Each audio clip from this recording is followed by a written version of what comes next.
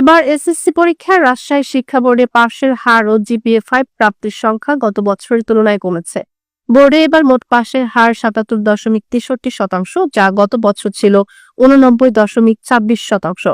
একই সঙ্গে জিপিএ-5 পেয়েছে ২২,৩২৭ জন শিক্ষার্থী, যা গত বছরের ২৮,০৭৪ জনের চেয়ে কম। পাশের হার ও ফলাফলের দিক থেকে এবারও মেয়েরা ছেলেদের তুলনায় এগিয়ে রয়েছে। মেয়েদের পাশের হার ৮২.১%, যেখানে ছেলেদের পাশের হার ৭৩.৪৬%। জিপিএ-5 পেয়েছে ১১,৯৬২ ছাত্রী, আর ছাত্র পেয়েছে ১০,৩৬৫ জন।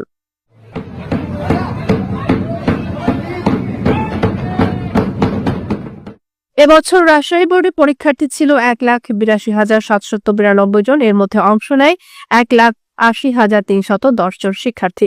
বোর্ডে এবার শতভাগ পাশ করেছে ৯৯টি শিক্ষা প্রতিষ্ঠান, যা গত বছরের ২৮৯টি থেকে অনেক কম। তবে আশার কথা, এবার কোনো শিক্ষা প্রতিষ্ঠান থেকে কেউই সম্পূর্ণরূপে অকৃতকার্য হয়নি। গত বছর এমন একটি প্রতিষ্ঠান ছিল।